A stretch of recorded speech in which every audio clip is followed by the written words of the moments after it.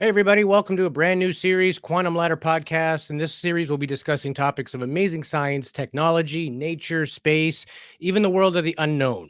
On today's episode, we're going to talk about the mega and the micro. That is the topic of infinity, as well as nanotechnology, things at the smallest possible level that you could imagine. So sit back, relax, have a coffee, and welcome to Quantum Ladder Podcast.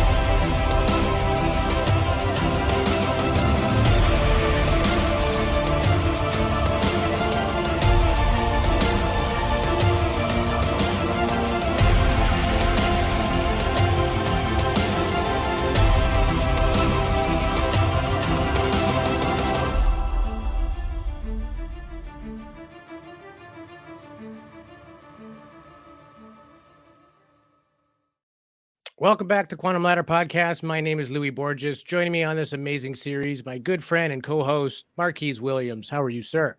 I'm doing fantastic. What's up, everybody? Ready to get Hey, this this party is rocking? it's exciting, man. Episode 1. We finally did it. It's a lot of work and been a lot of time in the making of this here, a lot of brainstorming, and we want to do it right. And I couldn't think of a guy I would rather share this experience with more than you. We're friends outside of the podcasting world, and we both think alike, and we like to ponder those deep questions, right? Those sort of Yeah. existential questions. And I know in our previous podcasting experience, it was more isolated to a few narrow topics, but here we're wide open, man. We're Quantum Ladder. We can talk about anything. We can interview anybody, and we plan on doing just that. So we've got some interesting stuff today. Today, I'm going to talk about infinity, and Marquise, you got some cool stuff on nanotechnology. Oh, yeah. It's going to be awesome because I've been very interested, to your point about us brainstorming. These are the kind of things that I've been interested in since forever. Like when I first started talking about writing or blogging or podcasting, it was about technology. It was about the future. It was about, like you're talking about, infinity. And so today I'm going to share my passion along with you about nanotechnology. It's going to be awesome. So, Yeah, and caveat to that, neither one of us are PhD scientists. no. We're just a couple of dudes that are really into science and tech, and we like reading and discussing cool things. And we thought, we're doing this anyway for fun. Why not share it with our audience base? And we've had a lot of people reaching out to us saying, when is episode 1? Like, when are you guys doing this? So it's been accepted a lot better than we initially thought right out the gate. So thank you. That's a sign of true class in a viewership. And we're going to do our best. We're going to bring you the most interesting things that you can. We also want to incorporate a lot of video and visual aids to help. I know it can be interesting to listen to dry conversation for 2 hours, sometimes not so much. We want to break it up. And if we're going to talk about deep things, we want it to be digestible for the average person, just like us, right? We're not scientists. So what does all that mean? So we promise we'll keep it brief, we'll keep it concise, and we'll tell you why you should care about that sort of thing that we're discussing on that day. So with that, let's get into it right off the bat. Let's discuss infinity. Why not open the series with the most complicated thing you could possibly run through your mind? And, you read a lot of stuff on the internet or astronomy posts, and people toss that word around a lot. The universe is infinite. Things are infinity. Even in mathematics, there are infinite sets that need to be established just to be able to complete what you're doing and to be able to sort of think about what it is that you're measuring. But infinity may not be what you think. And there's been a great documentary produced. It's called A Trip to Infinity. We highly recommend it. I think it's playing on Netflix right now as well. But they did a very good job of breaking down an extremely difficult concept. In fact, we'll get into that later. There are conceptual challenges with even trying to understand infinity. As finite creatures, how do you figure out what is infinite or infinite? And that's a challenge that even some of the greatest minds in science are having. So I've got a couple of clips here I want to present. The first one will basically get your mind into the idea of there are infinities that we can measure, true infinities. There are infinities of different sizes. And then there is the infinity that we cannot comprehend. So let's start with the circle. Right off the bat, Marquise, trick question. How many sides does a circle have? Infinite. How many corners does a circle have? Infinite. And we know that the formula for calculating the circumference of a circle is pi. Right. Even the number pi is infinite. It is 3.14 with a never-ending set of digits, but it is not 100%. Nobody could ever do an equation and give you back pi to all of its digits. So it is still elusive, even in our concept of something as simple as the circle that we take for granted every day. So when they in this clip here, they're going to ask, his gentleman's name is Steven Strogatz. He's a brilliant, I believe he's a physicist. But when they're, again, these people are trying to dumb it down for us. And even they have a hard time when they're like, okay, explain the infinite. You could see them kind of pause. And so this is, it was a good exercise to put both the scientists and the viewers through. So let's talk about a circle. So even mathematicians, just to get their work done, have to have shortcuts to explain infinity, because you really can't, like the lady said, you can't add forever to get there. And a famous mathematician, George Cantor, came out with the Cantor set theory, basically explaining and demonstrating that there are different sizes of infinities. There are mathematical ones, but then there are conceptual ones, some bigger, some not than others. So my second clip here, I named it Impossible Infinities, and you'll see why. Well, right? We're talking mathematics, infinity. People toss it around like it's a real thing, but we live in maybe a finite universe because we are particles, we are matter, we are Big Bang dust. So does infinity exist in reality? Yes, on paper. You can always add another zero. If you were to count as high as you could, it would take you multiple lifetimes and you would still never be there. And in fact, take the biggest number you can think of, it's nothing compared to infinity. Yeah. You know what I mean? Like, it starts to mess with your head after a while, and it's all fine and well doing math. We have symbols that we can, calculus and Isaac Newton's work. You have things to replace infinity because you can't complete your set without having that taken care of. But what about in actuality? I see you, you're real. Is this, an infinite universe? Is this, there are many, many theories actually, and we'll get into that a little bit later. But in terms of continuity, and this is a very old practice, right? You take a string, cut it in half, cut it in half, cut it in half. Can you go forever? So this is kind of like getting to that singularity point. And if you learn anything about black holes and Einstein's work, it talks about the singularity. Even the Big Bang, it's a singularity. So this is sort of the continuity of getting to that singularity. Does it work in reality? Is infinity something that's just on paper, or is this actually real, conceptually and physically? So what do you think, Marquise? Are you with me still, brother?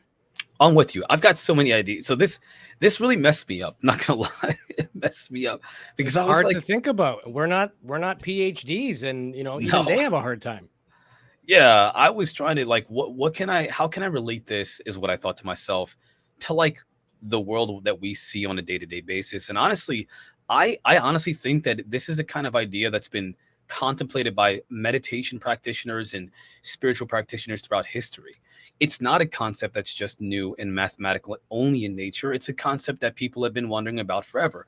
Whether they're thinking about like a god, something, a being that literally has existed and always will exist and never has been created. That's the idea of infinite, a being, an intelligence that could be infinite. Or they're talking about something like along the lines of something more relatable to us and that we see, and that's nature. The cycles of life, so to speak, or the nature of, for example, how water evaporates, turns, and then there's a continuous cycle of water evaporation into the clouds. There's always this loop, this feedback loop of nature that kind of displays the concept of infinity, I guess, in a way that we can relate to. Now, obviously, this is absent of the idea of thermodynamics because everything dies and breaks down, and there, heat death, so to speak. But we still observe a continuity of life. Where does it come from? How does it emerge, so to speak, or just be and continue forever with nothing making it happen? And I think that in my mind, philosophers, spiritual teachers, and meditation practitioners have been talking about this idea since the beginning of written history. Yeah, absolutely. I mean, again, it's something that's tough to think about. People have been doing it forever, even now with technology and everything else. Yeah. Can the finite describe the infinite? And again, if we are made of particles, if the entire universe is, there is a number, right? It's is not infinite, but No. there are also spin-offs on that. There are people that believe multiverse, the different Right. dimensions, That's different parallels. But again, even that, again, it's a fix because, like I said earlier, Einstein's theory of relativity breaks down inside a black hole. I have a clip I'll play in a bit on that as well. But essentially, you know what? I'm going to show you what happens. If you were to take an apple, put an apple in a sealed box, eventually it returns to that same plasma and big bang that it came from. Now we're talking about yeah. fantastically large amounts of time and a time scale that we would never see in our life or our planet's life. But in theory, when we are created out of finite things, there are only so many copies that that finite can create before you start creating duplicates, Right. hence parallel universes, multiverse, that sort of thing. So here's what happens theoretically if you put an apple in a sealed box for almost infinity. This is what happens when you take a physical system or a physical item, not math, but reality. What happens when something real is exposed to an infinite amount of time? So there's only so much stuff you can make more stuff out of. Eventually, there Right. has to be a copy. So what they're theorizing is that if infinity does exist in relation to the universe, there would have to be multiple universes Mm. because there's only so many versions of that arrangement. And again, the numbers are massive, right? It's hard to wrap your head around it, but technically it's true, right? And the apple in the box becomes that same plasma. It basically becomes another big bang all in itself. So, I mean, that's an amazing thought to think of that us, apples, nature, we are all literally made of star dust with the same amount of energy that created the big bang in the first place, right? We're Right. talking infinite or close to infinite amount of time before you would see those reactions. So we just kind of rule it out because we think in terms of like an 80-year lifespan human. But if you think in galactic terms, that's nothing, right? Yeah. And Yeah. it starts to blow your mind after a while. You start thinking about it like, yeah, if there are infinite sets that do exist, there has to be copies. There has to be other planets like ours, other universes like ours, multiple versions of the same person. You could just as easily be Marquise with a dinosaur tail because at some yeah. point everything would have to A align variation of some kind. Yeah. into every weird thing you could ever imagine and more yeah. because that's just the nature of how things go. So, Yeah. what do you think so far?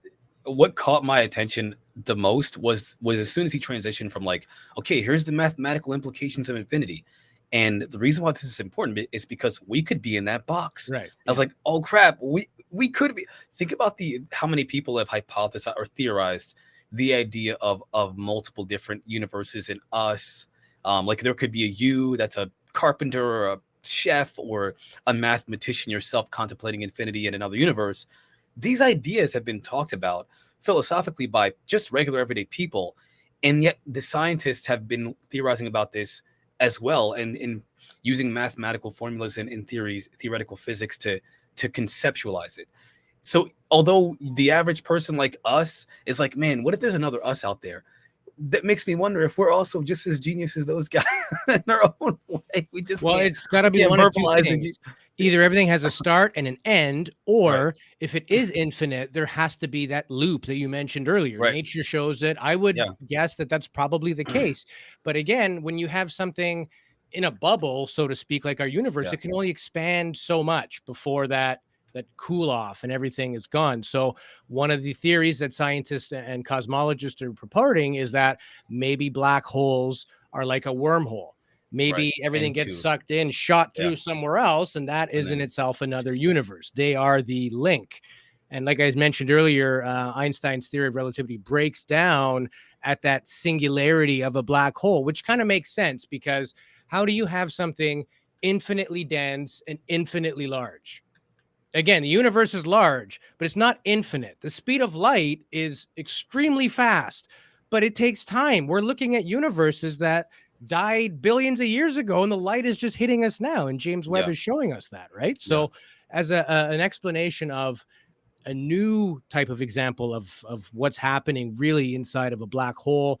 Is there a new physics? And in fact, if there were parallel universes, there would probably be different physics that would work in them as well, just because Yeah. of the fact that everything would be realigned at some point. So this is my last clip, a little tidbit on what happens at the center of a black hole, but also a conceptual piece on a sphere. So they show these physicists, it's kind of like a glass ball, but in that is like a staircase, a winding staircase of mirrors. So when they look in it, they see themselves looking at themselves, looking at themselves, looking at themselves. It goes Infinitely. forever in theory. At some point, it's too small to see, but in theory, the light would never stop.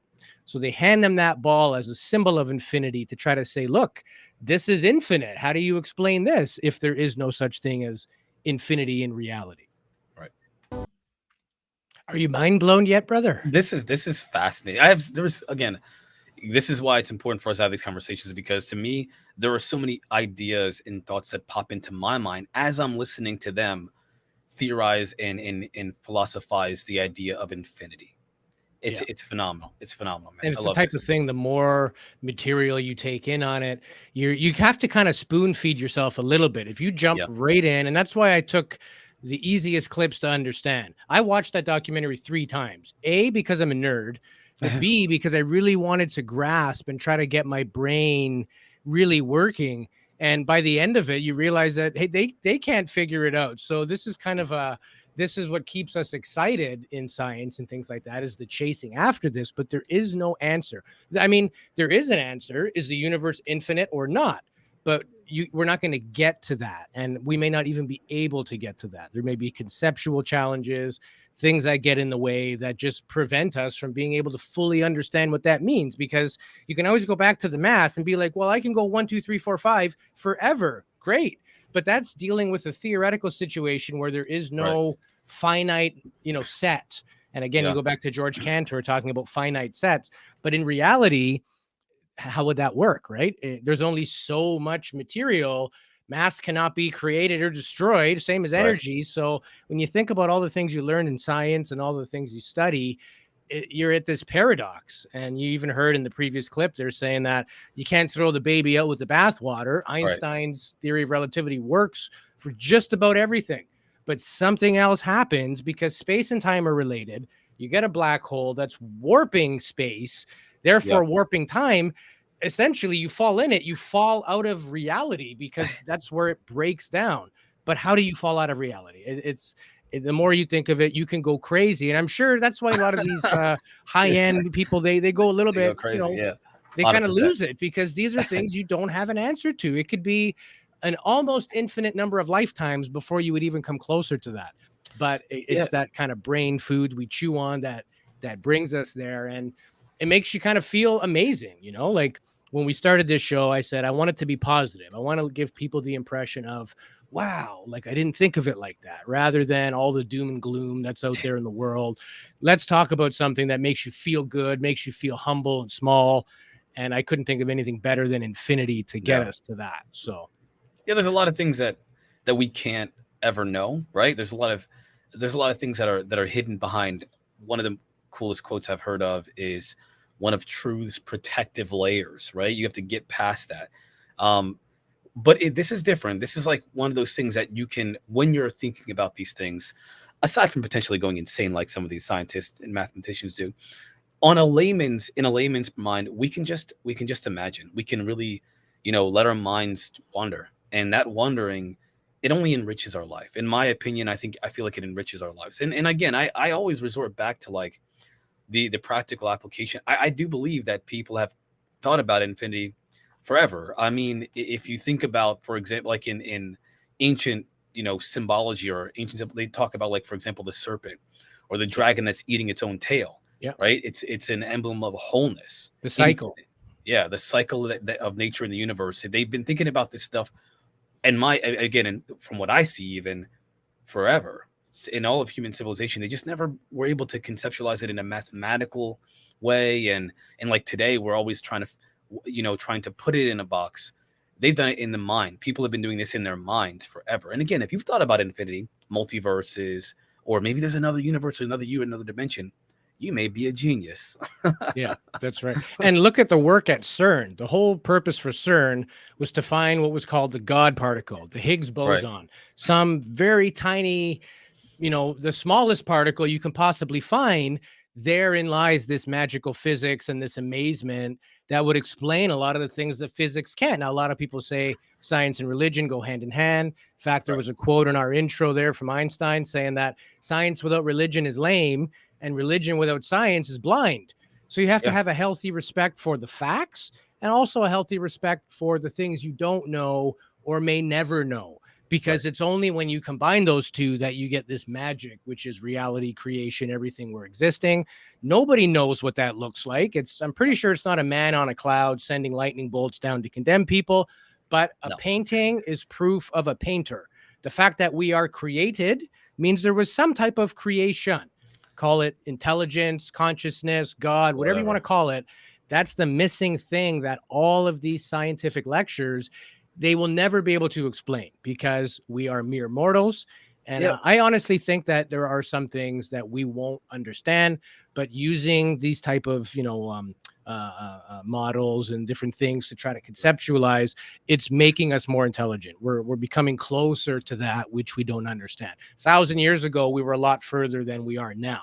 But again, figuring this out, and we're at a precipice in time where we want to do space travel and all the rest, and teleportation and different dimensions. Well, understanding how the universe fundamentally works would potentially help us in all those areas. And we are at an impasse until we figure out how the universe, in fact, goes.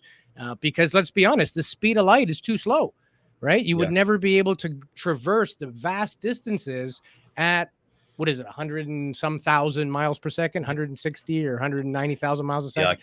Even that is way too slow when you're dealing with a universe that's our size. So there is something else that we are not grasping. That is the quest of physicists, cosmologists, astronomers, and just philosophers and people like us that think about this. What does it mean to be a sentient being in a universe that is potentially infinite with multiple other copies? Or maybe not. Maybe there is a beginning and an end. Maybe this is a cycle. Maybe you have that expansion and collapse and it just never stops. We don't know, but it's certainly interesting to think about it. So, Yeah. Yeah, it is. And again, I always think of it like the meditation masters, the mind masters, they've been contemplating this. You said it earlier, and in your what you just said, they've known more then than we know now. And I feel possibly, like until we return back, if we could marry the two things together, the mindfulness, the meditative practices, the looking within, and the mathematical looking without, where we're trying to put everything under a microscope, so to speak, or a telescope in this case, or both.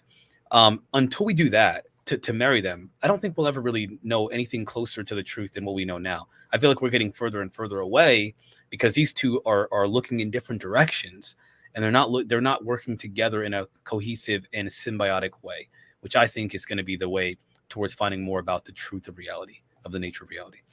I think it's something uniquely human that we've always asked for millennia. We've always asked those existential questions. Why am I here? Who am I? What is the purpose? Where did I come from? Where am I going? Even when we didn't have technology, we still asked those questions. So that's Yeah, something yeah, deeply yeah, ingrained in us. yeah, We know that there's a story. There's the before us and the after us. What we don't know is what that story is. yeah. So we'll take a quick break here. When we come back, we're going to chat about nanotechnology. Marquise has put together some amazing stuff. We go from the world of the vast and the mega to the world of the nano. But amazingly, when you study the macro and the micro, there's so many similarities, right? The bigger you go, it becomes elusive. The smaller you go, and even Yeah. on the video we just watched about singularity, the smaller you go, it still becomes just as elusive. So we'll be Yeah. right back Yeah. in a few minutes. Everybody grab a coffee, and we'll see you back here on Quantum Ladder Podcast.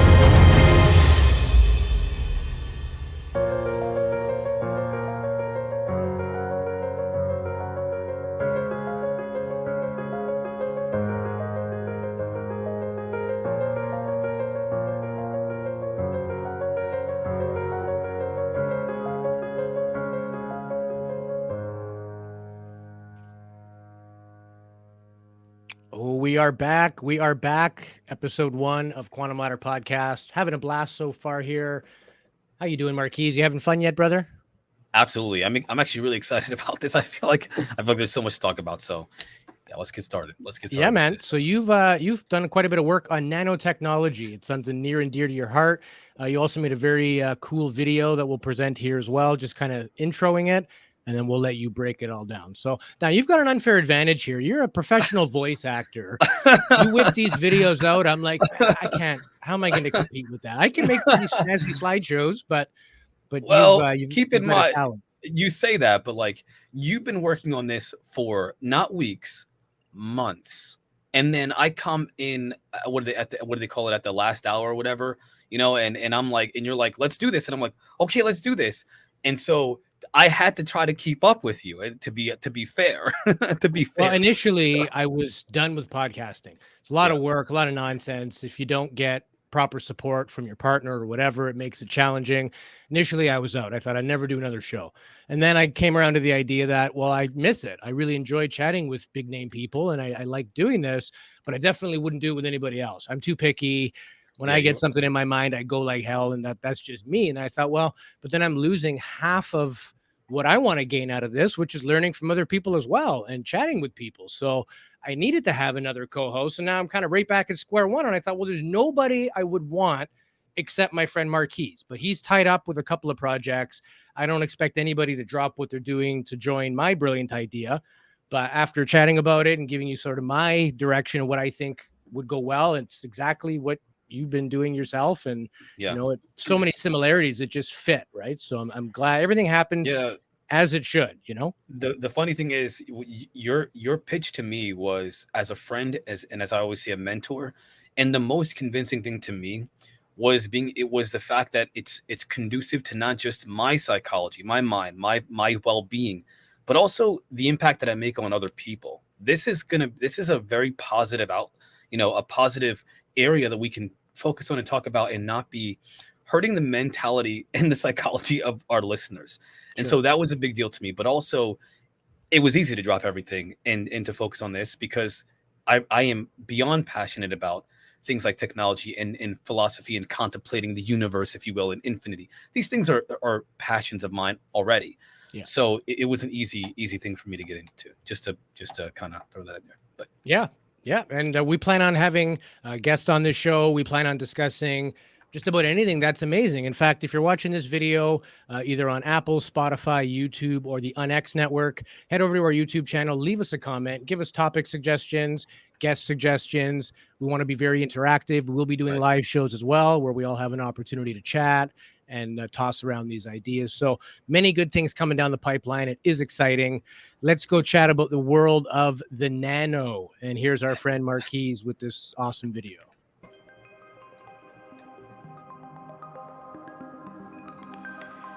Nanotechnology. Ever thought about how the tiniest things can have the biggest impact? Welcome to the world of nanotechnology. Imagine cities with buildings that clean themselves, roads that heal their own cracks, and cars lighter than air but stronger than steel. Enter the nano world, where particles are so tiny, they're about 50,000 times thinner than a human hair. Now, why should you care about these tiny particles? Because they're about to change our world. In medicine, nanobots could one day swim through our bloodstream, repairing cells and targeting diseases. Goodbye, chronic illness. Concerned about the environment? Nanotech can help there too. Imagine purifying water with nanofilters or cleaning the air with nano-enhanced material. And our energy crisis? Nanotechnology could boost solar panel efficiency, making renewable energy more powerful than ever. But here's the philosophical bit. With great power comes great responsibility.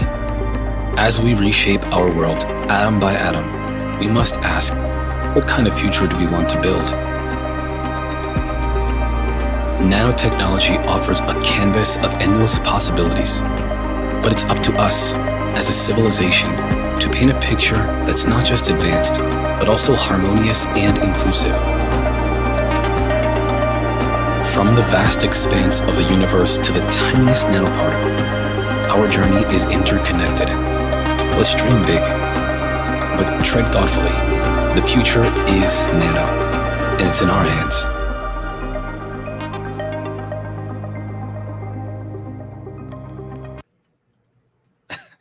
You know, the funny thing is those video is as short as they are, they do take hours to make. Just want to Sure. be clear. They take hours to make. And honestly, yeah, you're right. I just we talked, and then right afterwards, I just got to work. It's like I'm doing this video. I'm inspired to do it. I'm gonna do it right now, and I just did it. So I hope you guys liked it. It was a lot of focus, a lot of work. So I really hope you like it, because it was it was good. I liked it. I It enjoyed it. I awesome, was buddy. very happy. Thank you. So let's talk about a little bit about nanotech real quick, because the one thing that I really put a lot of focus on was, you know, how can we apply this, and what would it look like if we applied this to civilization? And also, you know, what is it? Obviously, how do I convey this complex, and I mean really complex, science behind nanotech? Not as complex as it is contemplating infinity, but still complex, and then simplify it in a way that people can understand. And so there's another video that I pulled and I found that I thought would be good to introduce to everybody, to give you an idea of what this nanotechnology is, how it can be used in the like. So let's go ahead and play that first video, and then we'll talk about it. Nanotechnology, something like this might come to mind.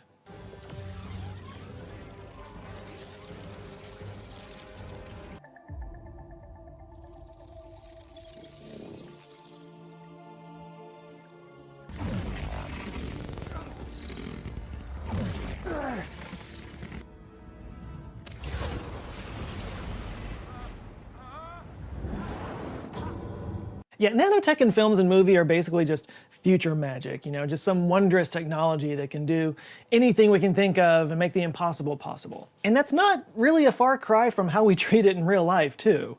I mean, the thought that we can just manipulate atoms means that we could create materials and chemicals that not only we could never have dreamed of, but nature could never have dreamed of. Does nature dream?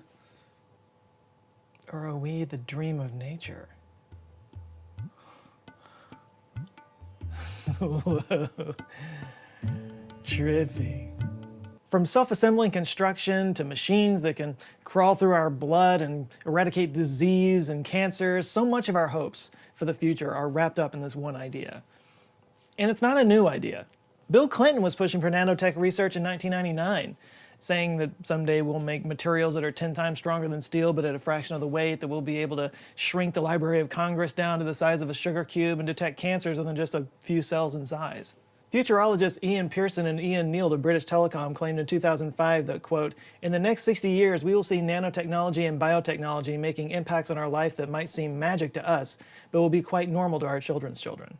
And then there's graphene, which is essentially a two-dimensional nanomaterial. It won the Nobel Prize for Physics in 2010 with breathless headlines saying it would transform things like construction, health, electronics, and energy. In fact, the European Union committed over $1.3 billion in 2013 to figure out exactly what graphene could do over the next 10 years. And here we are now, almost 10 years later, and more than 20 years after Bill Clinton's predictions, and some of this has come true.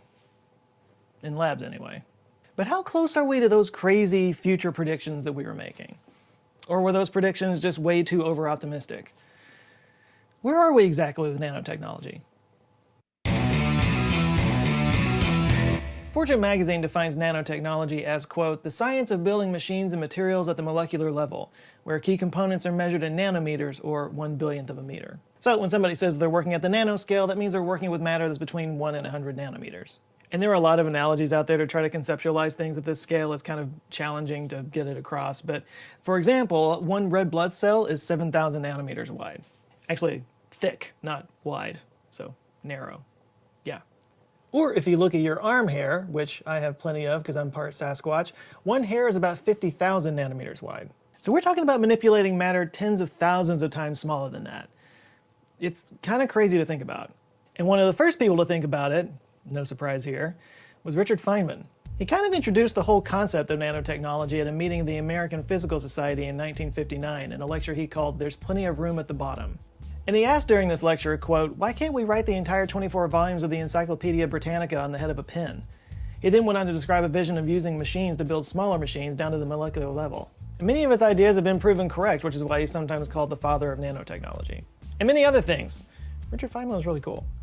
In 1974, Japanese scientist Norio Tamaguchi first used and defined the term nanotechnology as, quote, "mainly consisting of the processing and separation, consolidation, and deformation of materials by one atom or one molecule." But things really took off in the 80s.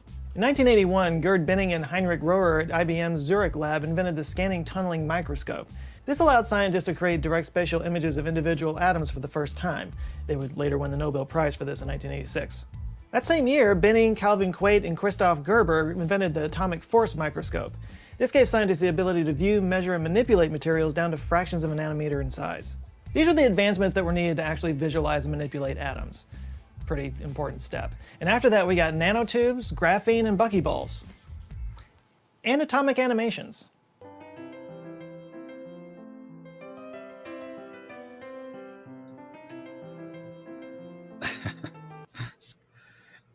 Yeah, that was kind of cool because they did that last video, literally an animation on the nano scale. I just find that to be fascinating. So I do have also an infographic that I want to use to kind of give a better visualization of what's up. I was going to say that video is courtesy of, is that Oh, Answers by Joe? Yeah, Answers by Joe. The YouTube. Let me actually give the actual YouTube channel here. Give me 1 second, because Yeah, we want to give credit to everybody. We're reproducing their material, but it's for, you know, intellectual 100%, property reasons and, you know, entertainment information. So credit to whoever. Yeah, Joe Scott is the name of the actual YouTube channel. Answers by Joe is like the branding for that video type series. He does a bunch of Answers by Joe series, which is really cool. But the YouTube channel is called Joe Scott. So definitely check out that YouTube channel if you're interested in a lot of, you know, futuristic ideas, science, and really cool ideas that are on the fringes of science today, and have been actually. So this is a pretty cool, in my opinion, a little cool infographic that kind of explains a little bit about nanotech. One of the things at the very top is he mentioned the red blood cell. It's 7,000 nanometers wide. A sheet of paper is 75,000 nanometers thick. That means like the thinness of the paper, not the whole width. That's 75,000 nanometers thick. And then like the human hair, they always talk about this, anywhere between 50 to 1,000 nanometers wide, and probably the largest scale would be the pin, a pinhead. It's 1 million nanometers wide, and scientists are building things on like computer chips on the nanoscale. Yeah. And that's where the real magic about this technology is. They can do things like create everything from how every single element or property of an element or a material is made. So how hard it is, how strong it is, what color it is, the electrical conductivity, whether it's crack resistant and its melting temperature. They can manipulate each individual property of any material, and they can layer it. So this is like nano layering, not just atomic layering, but nano layering material on top of material. It's just amazing to think about. And so he mentioned graphene, and I actually looked that up as well. And graphene is basically the reason it, won as many awards as it did.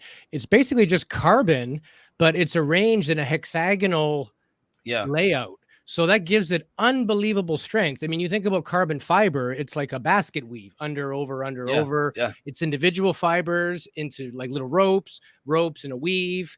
And so the more you kind of add that up, you increase that strength. It's like trying to rip a phone book. You know what I mean? You have all that kind of helping the other end, so to speak. That's actually an excellent point. Another thing that they also mentioned about how light things can be, because of how you can use nanotechnology to create something. So not only will it be stronger, more resistant, maybe more conductive, all kinds of things, it can also be much, much lighter.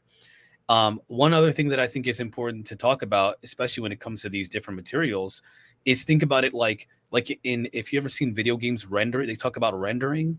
It's just essentially like how something can process and output an image, or the quality of an image. The smaller and smaller the rendering is, you get to more rich material. Like, for example, if you layer the colors on a paper, and when you're drawing something in art, and you keep layering it, the more you layer, the harder it is to render, but the better quality you get in the image that you're creating. And so that's what we're doing, but we're doing it with reality, with material reality. And that's, again, it's phenomenal to think about, because you mentioned about those interlocking hexagonal, weaving.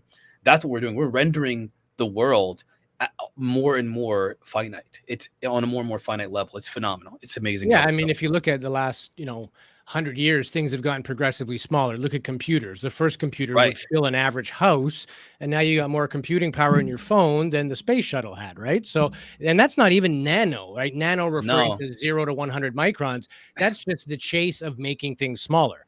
Right. Laptops didn't exist because there were no microchips, and I think even there's a study, it's called Moore's law. It's how many Eventually, it transistors doubles you in. can fit, how Yeah. big they are, and Yeah. it's the rate Yeah. at which Speaking. we've evolved has been directly along that same curve. So definitely going smaller is not just for convenience, but practicality, weight. Imagine space exploration. Everything you take with you on your payload, you have to have fuel to back it up. That creates even more payload. Now the rocket's too heavy. It's like this snowball of effects that happen whenever you change something. So going smaller definitely helps us get into areas that we would normally never be able to. Yeah, and another thing you mentioned about computer chips, which is again my most passion is consumer tech. What are we using every day? We use our mobile phones, our computers, laptops, and iPads or whatever. When you think about the chips on them, what makes it do all that stuff? Mainly, it's the system on a chip, the SoC. They put transistors on there. Now they have them as low as 4 or 5 nanometers. The Apple iPhone chips now, they use with what's called the A Bionic chip. They're now like 5 nanometers, the transistors, 5 nanometer processes. They use lasers to create these transistors that are about 5 nanometers apart. I can't even the closer they are, the faster they can process information or relay information between them. And if at some point, and they mentioned this also in the video, it gets down to the point where you're talking about quantum computing, and that's where we're talking about magic. Or they're pulling, or I guess you should say they're interacting with things that are potentially in another dimension. Guys, this is you got just imagine taking what we have now, where a phone battery lasts for 8 hours a day. Now you can have it last for days on end and have the processing power of an entire mainframe in your pocket, but not producing, I guess in theory, ultimately the kind of heat that we get because of all kinds of different technologies. So that's where we are with that. There's the other infographic that I have gives some more information about the applications that we can use it for. So for automotive technology, they can do things like make sensors and um, electronics fuel additives for cleaner exhaust and extended range, so you can drive your car longer. They make the fuel cleaner, and have a low cost for what we put in our vehicles, because they cost a lot of money. I mean, the average car is what, like $20,000, $20,000 to $30,000 for an average vehicle, probably more than that now. And if you can make the parts, the sensors, and the equipment in them cheaper and cheaper, you can make cars that are almost alive. They seem alive. They're interactive with their environment. They have what's called, they now are connected to what's been talked about as the Internet of Things. Everything from a keychain to, I don't know, a piece of paper, something on the wall, the ground that we walk on could be sprinkled with nanomaterial, and it be able to be interacted with and connected to our cell phones to give us information about it. So example, how many people are walking on the street, how much traffic is going on, whatever. There's all kinds of things that it can be used for to enhance our automotive and everyday technology. It can be used for chemical catalysts. So for example, it can boost chemical reactions. And this infographic talks about reducing the number of materials necessary to produce desired results. So again, saving money, which means making consumer technologies or consumer products cheaper. So we're paying so much money for things. Inflation causes a lot of issues with the consumers buying things. With us as consumers buying things, they can reduce the cost of things, and a host of other things. Solar cells, medical engineering, which we're going to get into in the second video, which we're going to play here in a second, where we talk about the medical applications of this technology for humanity. So this is good. This video, it really goes into detail and shows you how we can apply this in a lot of different ways, including specifically medically. So let's take a look at that video. Practical applications that have made its way into everyday commercial products that you might not know about. For instance, nanoscale additives to fabric surfaces can provide lightweight energy deflection in personal body armor. And they can also help them resist bacterial growth, staining, and wrinkling. Nanoscale materials are starting to be used to create durable and washable smart fabrics. These fabrics can include flexible nanoscale electronics and sensors for health monitoring, energy harvesting through movement, and solar energy capture.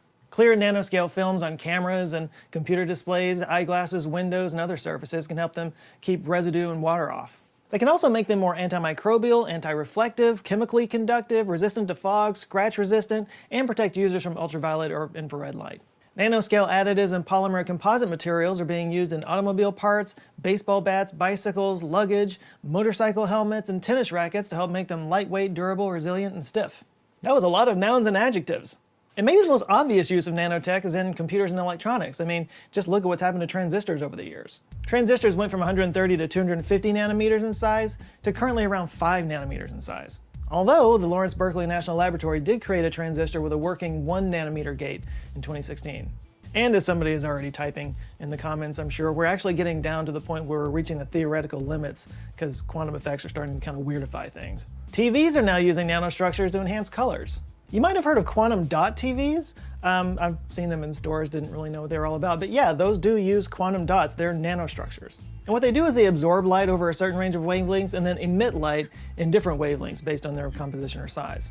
And then you have the aforementioned carbon nanotubes, which are cylindrical molecules rolled up into sheets of single-layer carbon atoms. They come in single-wall and multi-wall configurations, and they too have gotten a lot of hype over the years, with people touting the engineering miracles they would usher in. And they are starting to live up to the hype, improving the efficiency of things like the coating of wind turbine rotor blades, industrial robot arms, hulls, masts, and other parts of sailboats, bulletproof vests, and sporting goods like golf clubs, kayaks, and skis.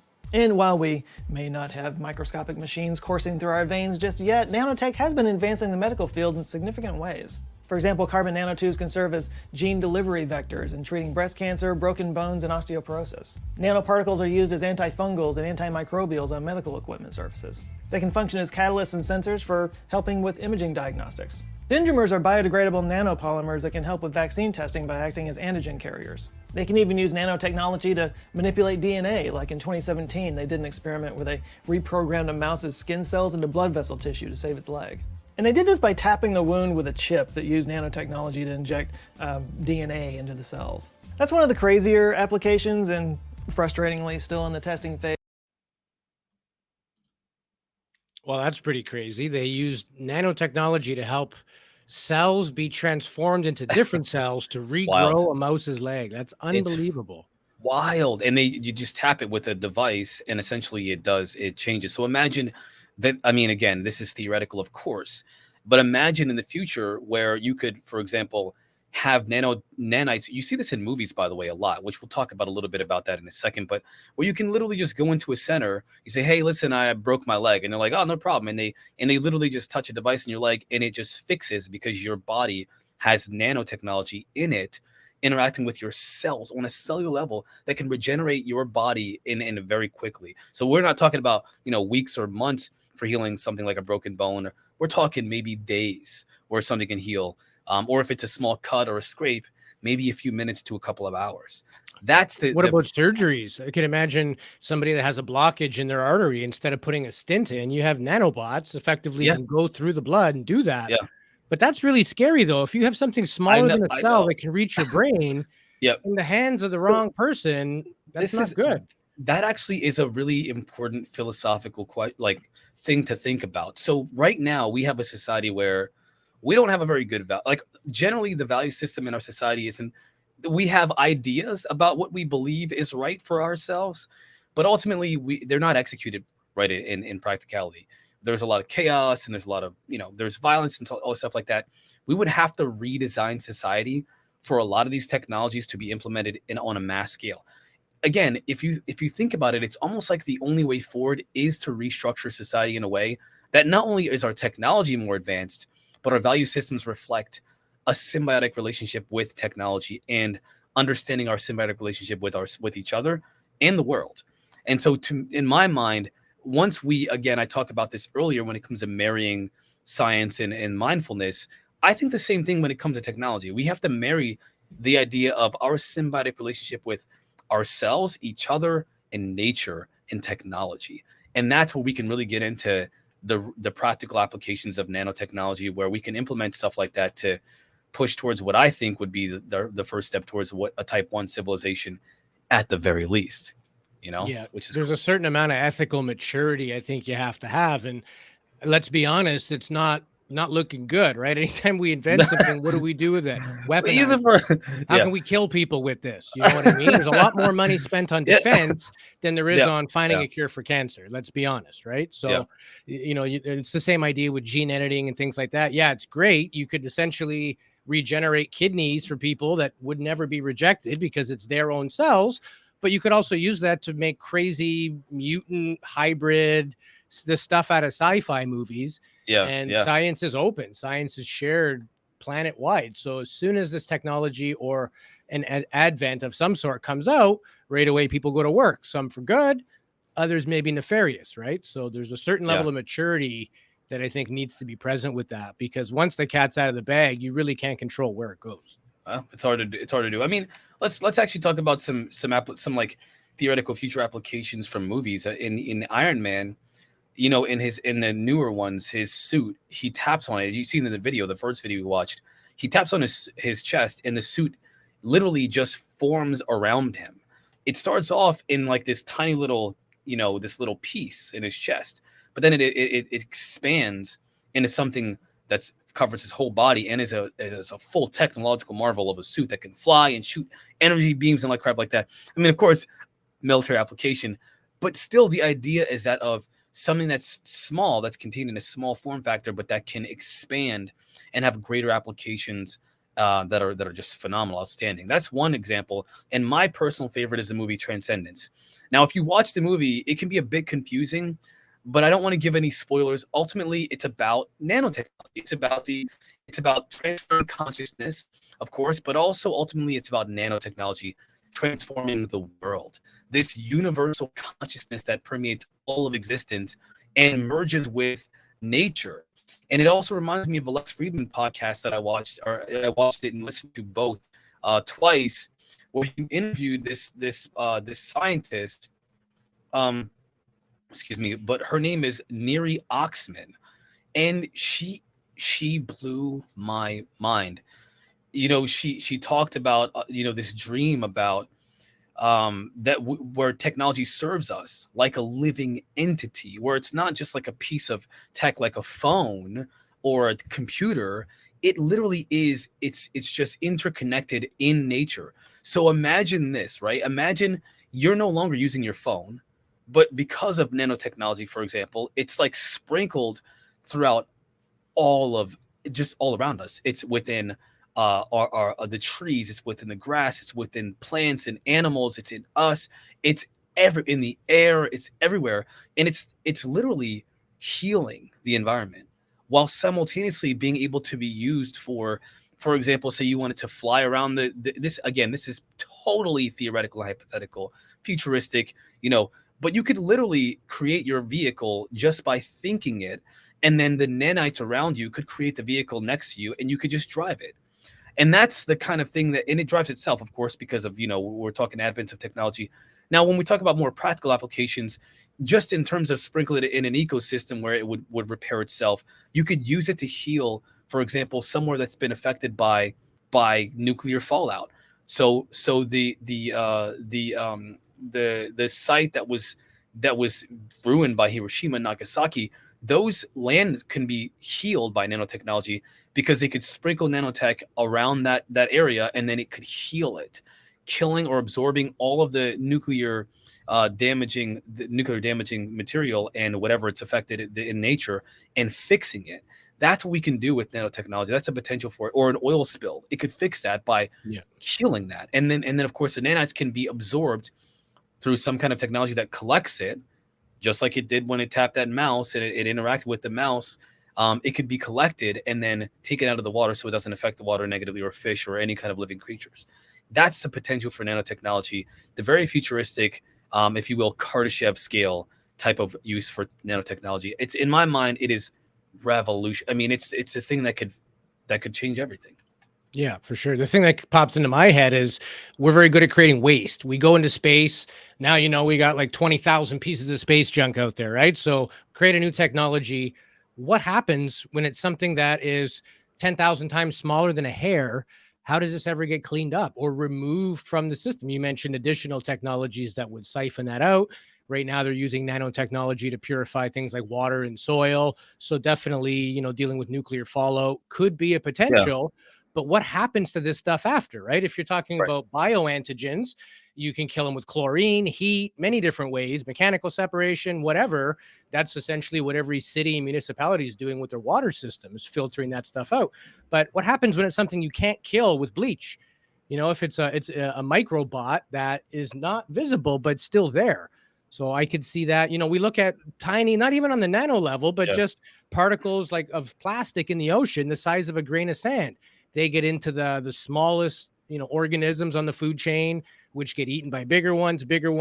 Right. Then they collect in toxicity in the livers of larger fish, and it's a problem. So that's kind of the first thing that came into my mind, is what's going to happen with the mess from this, and what do we do with that? Well, it's like you can, for example, let's say that you can program them. Again, we're talking machine learning or artificial intelligence really can give you a vision of what's possible, because we can't really do these kinds of calculations that are required, and the thinking behind doing this. We would need something that can do it for us, something that thinks faster, that thinks more accurately, that thinks more complex.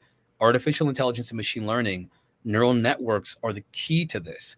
You could literally just tell it to do that, to create something or to do something. Like, for example, create a nanotechnology that can be poured into the ocean, clean it all up, but then with one electrical signal can can exit whatever life form it's inside of and wherever it is, and collect into one location so that we can contain it and remove it from the ocean. You could do that. It is possible to do that, because again, we're talking about working with things on a nano scale.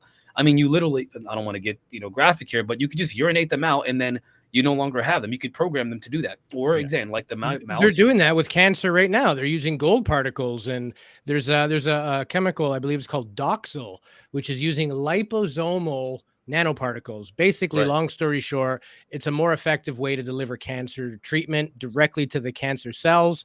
Therefore, Exactly. instead of blasting somebody's entire body with radiation, chemo, whatever, it's a more targeted approach.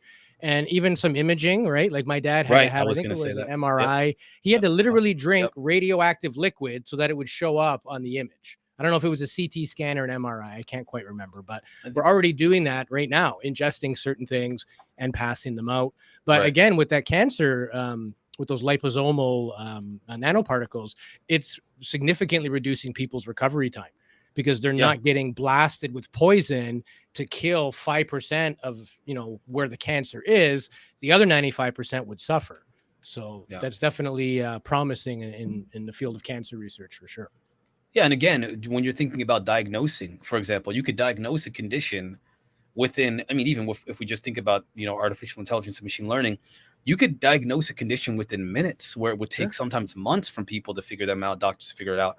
AI and machine learning can figure it out in moments, minutes, or even, if you will, hours, depending on how complex a condition could be. And then with nanotechnology married with that, you could drink a solution of some kind, and then all of a sudden it could fix that condition, and you would just pass it through normally. Again, Or even this is the tell you potential. if you're predisposed to things like a stroke or heart attack. And Essentially, if you could make a nano camera, put it in a pill, you swallow it, now you have a remote, an ROV essentially in the body. yeah, They could search for things like blockages or things that, sometimes you don't get a do-over. If you have a massive embolism or something, yeah, you're yeah, done. But if there was a way to know that that was the case or somehow prevent that, blockages in the brain cause major issues. And it's always a reactive science. Like, this person had a stroke. Now it's all about recovery. But what if you could prevent strokes? We all right. know that there are certain genetic precursors, lifestyle, stress, but you really don't know. We're all kind of just like ticking time bombs, really. What if there was a way to not only prevent, but diagnose and treat? That would just be phenomenal. Yeah, and I really wanted to talk about bring up something that was mentioned by Neri in that Lex Friedman podcast. She said that, she said, and this really stuck with me. This is a quote from her: "We're transitioning from a culture of creating machines that live to machines that are alive." Yeah. And that's another thing that I think is really, again, there are just so many implications, guys. I could talk about this stuff all day, and I don't want to, get too much into it. But, she says also, imagine nanotechnology being the wand that brings a vision of to life. So tiny machines working at a molecular level, not just building stuff, but growing it, and that's again, that's what I mentioned earlier. It's like, well, we need something, and so we don't have to make it with material. We can literally grow that material, because at a nanoscale we can manipulate matter, 3D printed or whatever, in a way Yeah, I that's was just beyond what we thinking can. that. It's like a 3D printer on the atomic level. Yeah. Essentially, we'd take the same elements and arrange them however they need to be arranged. Yeah, which is kind of what's suggested in Transcendence, the movie. If you haven't seen it, please watch it. It is phenomenal. It gives an idea of what nanotechnology. Now, it's a terrifying idea at first, because in there's some really weird stuff, because one consciousness controls all the nanotech, but ultimately the ultimate meaning is that of it, that kind of represents what we're talking about, the healing of nature, the symbiotic relationship, the marrying, the connecting to nature, with technology. And that's what we could, I mean, again, we could be seeing a future where literally nothing, life extension, healing with medicines that can heal and repair at a cellular level. Those things that we think about and worry about today, illnesses that we worry about today, they could be a thing of the past. They could be a thing of the past. And ultimately, it all boils down to what I believe is one thing, and that is a change in consciousness, how we see ourselves and our relationship to the world, nature, our biome, and technology, marrying them together. And that is the purpose of this show, right? Is to have these discussions, get people thinking. And, there are so many amazing inventions and technologies out there right now that have the ability to revolutionize. The question is, what are we going to use this technology for? Good or Right. bad? Without monetary incentives, it's very rare that industry and private Right. sector gets involved. Hence the whole military industrial complex. It's all about money. And that's very clearly where all the money gets spent. So I would love to believe that this is going into medicine and saving humankind, but there's a big part of my brain that says first they're going to turn it into a weapon, and then we'll get what's left. I hope I'm wrong, but let's just look at Well, history of how we've yeah. done things in the past, right? Yeah, and it's important for me. I think about society, about systems, right? I'm a systems thinker, if you will, at heart, and always wonder, what are some systems that we can think about that would help to change, organically change the value system of the populace. We have systems today that affect how we see, how we value, what we value, and what our value systems are. In America, it's like, there's a lot of patriotism, and there's a lot of things that it represent football, right? Football is a big American, baseball, the great American pastime. There's a lot of things that we use culture, to create a value system in the population. What are some systems we can implement into society that would change the value system of the populace to be able to have these kinds of futures that we're talking about? And I think that's also important. Maybe one day we'll kind of include that into these conversations, and that's systems. How can we get there? How can we get to a type 1 civilization? And do you really want it? Very well said. Any closing thoughts before we say goodbye with episode 1? Time flies, eh? Time absolutely flies. Honestly, I can't believe it's, what has it been, an hour and a half, 2 hours? I don't know. Yeah, we're running I an don't know. hour, 36 minutes right now. And there's my Canadian accent. Hey, going on here. We Hey. got everybody covered here. I'm a Yeah. Canadian, Marquise American. Yeah. We're covering both sides of that border here. And this show is listened to all over the world right now, Europe, Asia, North America. So thank you, everybody listening. Again, we are streaming on YouTube, Spotify, Apple Podcasts, and the UnX Network. Big shout out to Race Hobbs, our buddy at the UnX Network, who wanted to have us on right off the bat. It's pretty Yeah. rare that you start a new show and have a network deal. So all the credit and love to the UnX Network, Margie K, Race Hobbs. They've been absolutely phenomenal. And yeah. Thank you. I do have a final quote this is a quote that I want you all to remember, and it is my own quote. Okay. So you can definitely quote me on this one. And it is, in the dance of life, with tech and nature twirling around, nanotechnology could be the rhythm, the beat that syncs it all. Here's to a future where we don't just live, but we thrive. Cheers to that. Cheers to that. Cheers. And with that, we're going to bring today's show to a close, everybody. We want to thank you for joining us. It's been a blast. Please check out our YouTube channel, give us a thumbs up, and subscribe. We're going to keep working on some more amazing topics for you in the future. But until then, we wish you all the best, and bye for now.